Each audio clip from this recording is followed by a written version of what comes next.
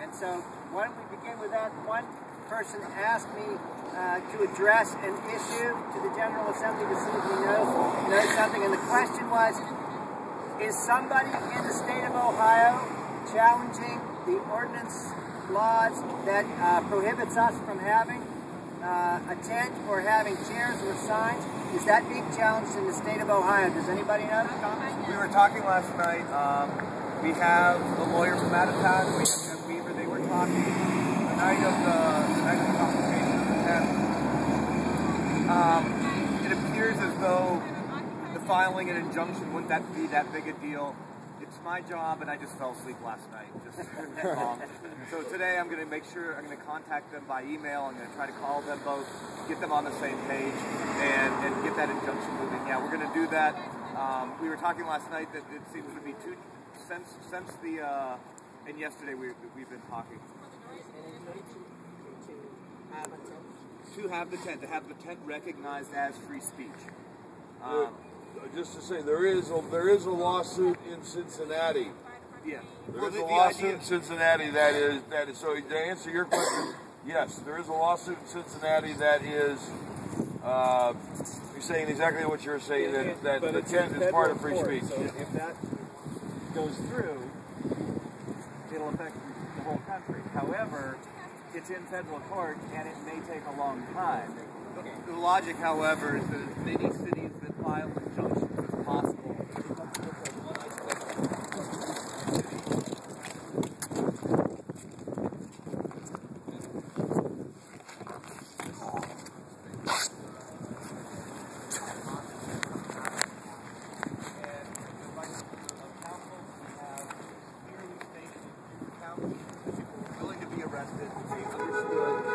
That encampment as an expression of free speech, so we're on solid ground, and the police basically, and everything that the government has said, the city has said, since that has just been almost playing into our hands. It's ridiculous. There was one statement in the Business Journal where the police chief said, well, if they have one tent, they might have two, and that's why we shut them down. Yeah, so it's pretty clear. Do we have a follow-up question for this then? So my question is, have they started state court, or did they start in federal court? Well, how are they, in Ohio at least, how are they specifically going about it? Well, if we file an injunction in Akron, that will be in federal court.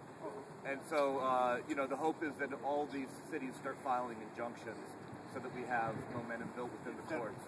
Yeah. Okay, we have a question over here. Can we do this by show of hands so we can keep track of where we are with it? How do you answer that? You're next. I just want to clarify. I'm taking notes. I'm actually reporting to a few people off-site. So an injunction, would that allow us to have a tent, or what exactly, in layman's terms, would that do for us? At this point, we already have enough legal material to go ahead with the court case. Like I said, we have media representations of people, folks intending to get arrested because they understand this is a free speech issue. And then the police say, basically everything they said has been pretty ridiculous and won't stand in court. So we have enough there, right? To do what? To file a federal injunction on free speech grounds. Okay, just filing. When nothing results in issue. His question is, what would be the result of doing that?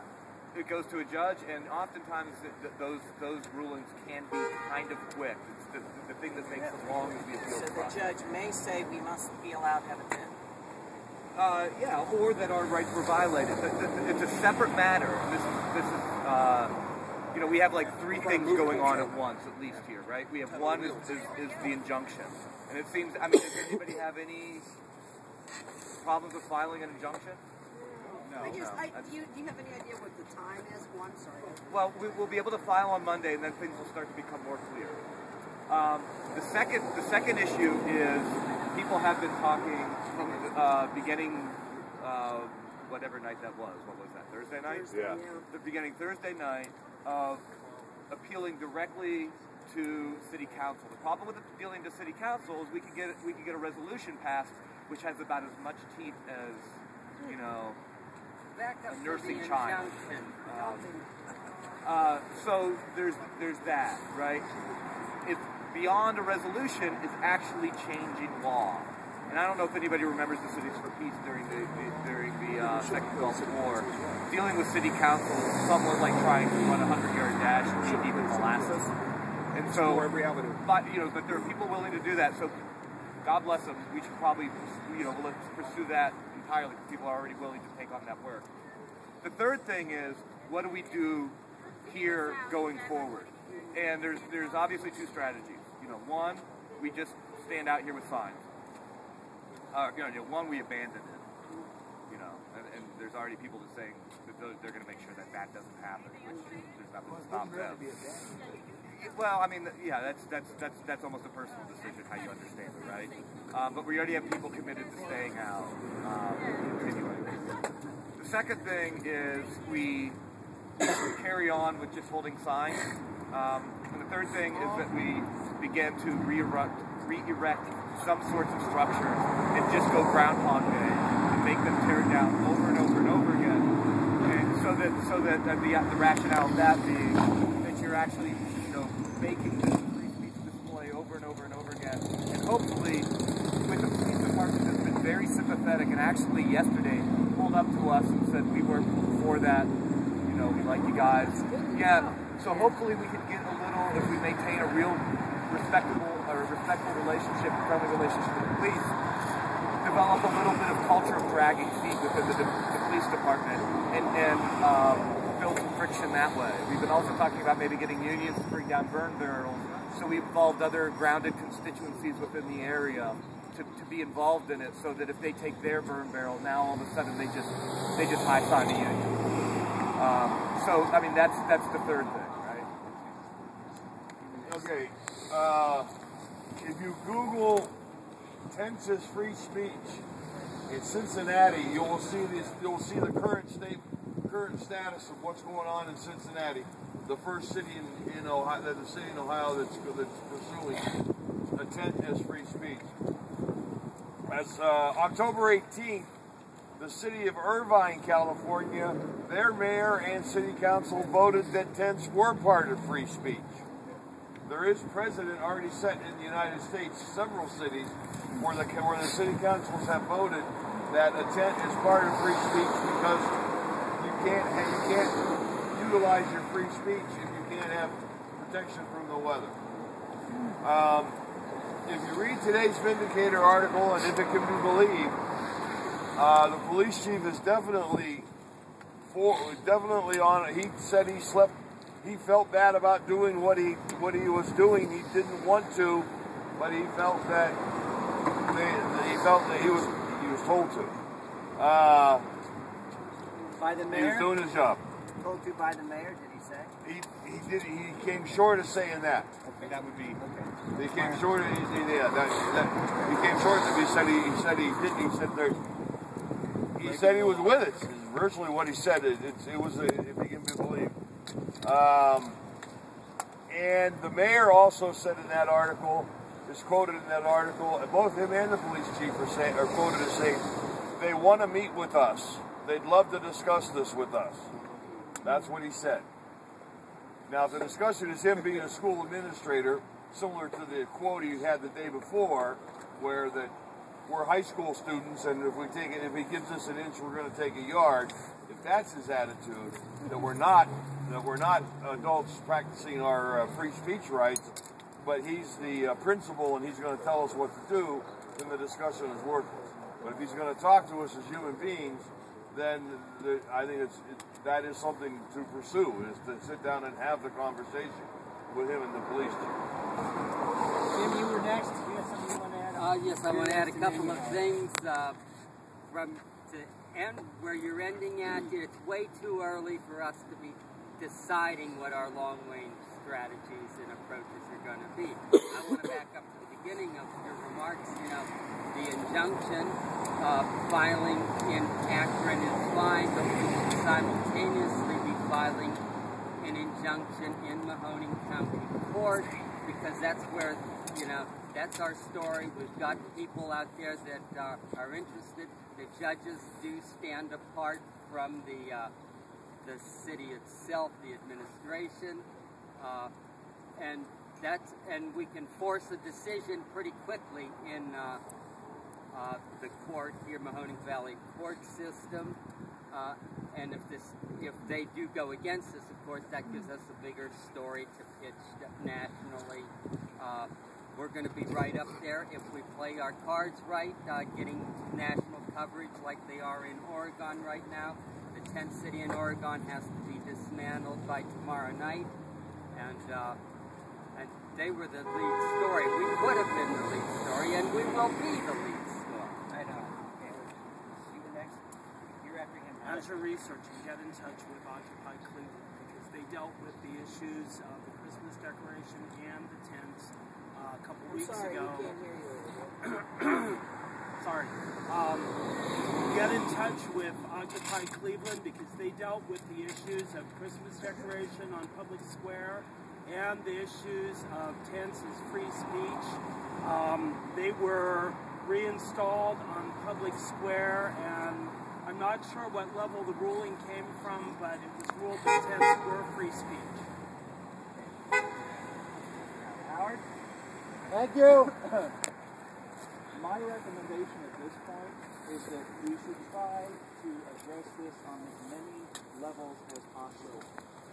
City court, county court, state court, or federal court, and city council.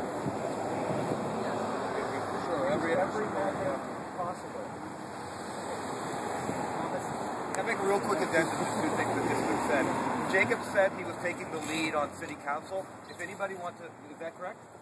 Yeah, it would be nice to have some other people to work with on that. Yeah, that's what I was just about to say. If anybody wants to do it, yeah. Yeah, and so Alta suggested she would do that as well, but she's out of town. So anybody who wants to, Jacob's now lead organizer. And Alta said she would be on that committee too? Yeah. Okay. So city, I think there should be a court committee and a council committee. So yeah, Alta and I can work on that too. All right. And just an addendum to the Cleveland situation, they have tents, but right now they're only allowed to have one side of their tent attached. They're actually supporting their tent with boxes because the police are coming by and unattaching half of the tent. So all across the country, it's being this, just ridiculous and silly about. It's about pushing people out. So I think we should sort of keep in mind what's going on here. It's not city ordinances. It's Provocation. provocation, precisely. One thing to consider, the fact that it's happening in close to 100 cities across the country simultaneously leads highly one to suspect that this is some kind of directive that the city governments have received from Homeland Security or some other federal agency. Or the Chamber of Commerce. Over here? Yes. Jacob, I don't know if you saw today's video, but it was in there. The mayor said several things that were of questionable intelligence, but he also said that he and the police chief were willing to meet with us. Now, would that be part of the city council group, or is that a whole other thing? I think that would be a good idea to have a delegation to talk with the city, and maybe we form like a 5 or 6 member committee to go talk to the city. I think it would be that's probably a different, part of the same process. Yeah. Okay, I was just wondering because since he is quoted as saying both he and the police chief are quoted as saying they were willing to talk with us, they want to talk with us. It's hard to get a hold of them. Well, let me call the question then. Is there somebody who wants to approach the police and the mayor with this issue? Jim's in. Howard's in. Jacob's in. I'm not a citizen. I'm not a citizen of Youngstown. No, I'm not either. That's why I'm not a citizen of Youngstown, but I would.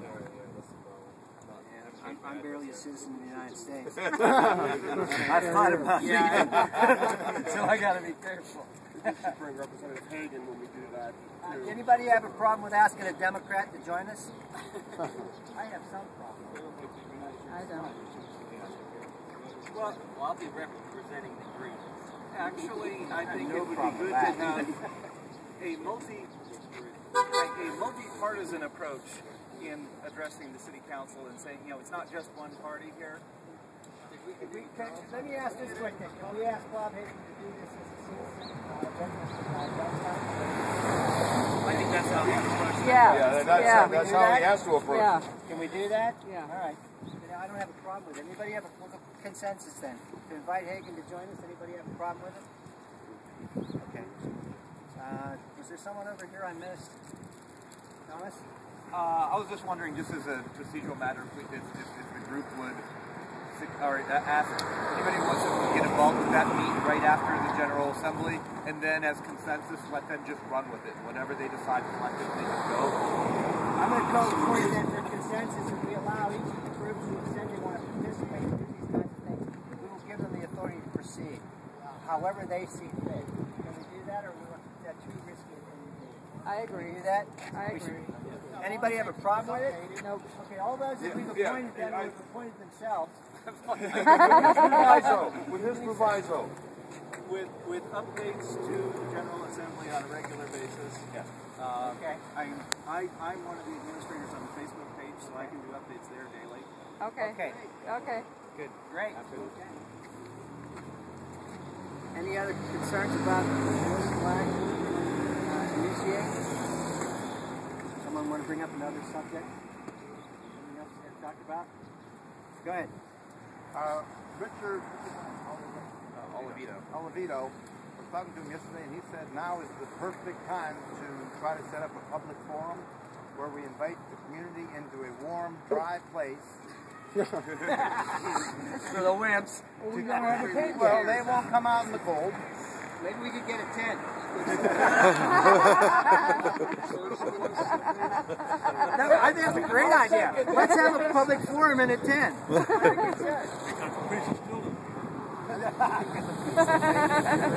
stole the one. I'm sorry, I interrupted you. Richard said that basically I wrote up a public forum to print out. I brought here for everybody to look at and figure out if I have it worded correctly. I'll just read it to you. Yeah. Okay, go ahead. It says public forum. All people are invited to attend a public forum organized by the Occupy Youngstown movement. The purpose of this forum is to better inform and educate the citizens of Youngstown and surrounding communities why the Occupy Youngstown movement is important to all Americans. We have conducted a peaceful demonstration in Youngstown since October 12th, and we promise to continue our nonviolent demonstrations until changes in public policy are effected. The city of Youngstown has recently confiscated our tent, which was donated by State Rep Bob Hagan, and our fire barrel. Without these items, the demonstrators will be both cold and wet, but will endure with or without. Invited guests, Mayor Samaro and State Rep Bob Hagan. Delete the names. Don't put names in there. If we put Hagen's name in there, then half the people say, oh no, you know. So, and don't put Samarone's name. Just let's leave it, you know, faceless and nameless. Okay. Otherwise, it's great. I agree, because I have not heard confirmation that the tent was actually donated by Bob Hagan specifically. I know he donated funds, but The other problem with that is that you don't give credit to the person who donates the barrel. Sure. That was Bob Hagan. That was Annie Gill. Oh, yeah. Well, Bob has something to do with it, though. What is the forum actually going to discuss? If I could say, Just the removal or the movement itself? the movement itself, let people know why we're here. And I turned in the receipt to Rebecca, and she reimbursed me. She said it was out of the donated funds that was recovered. So that's my understanding of where the money came from. Yeah. So we do have, Rebecca has the actual receipt, and we have copies of the receipt. Tent belongs to everybody. So we've got a call a consensus, I think, that we have a public forum. We haven't come up with a time and date yet. We're just going to say, to the idea of this forum, any objections? well, it would be a planning committee for the forum. Establish a planning committee to establish a forum. And the planning committee only needs like 2 people or 3 people. We have a self-appointed secretary. Somebody wants to join him for this? Anyone here? Okay. Catch your allies. You got it. Anyone else? Want to participate in this part? Okay, thank you. We had consensus on that, didn't we? Okay. Oh, I just wanted to say, I think that we should definitely invite the mayor and the police chief and the fire chief, because they were all involved. They were all. This was the fire chief and the police chief are ones who told us where to put the fire barrel, and I think the fire chief, the police chief, and the mayor should be invited to that public forum. You know, we ought to invite them in a public way, right. or we ought to send them a certified letter inviting them. One or the other. I like the idea of putting it on the press. If we're inviting them to the one here, give them personally, and we also want it known in public that we have invited these people. That way, if they don't show up, well, that's why I it's on them. put it on the form. That way, okay. Can we put who we invited on the form on the paper? Jim has already said we have consensus and we don't put names on the invitation.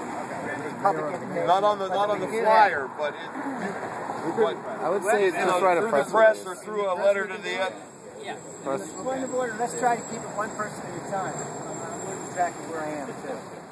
No, I'm done. I'm done. Okay. Do we have someone over here who I missed? You don't want to miss the flight. Yeah. Just a question. You said October 12th. Isn't it October 15th? Yeah, point of order was the 15th. Who was that? It wasn't the 12th, it was the 15th. It's just someone driving. Thank you. Idiot. Just me. Okay. One thing I would want to emphasize, are we inviting the mayor and the chiefs as citizens to come and be in the audience and be informed, or are we inviting them to speak?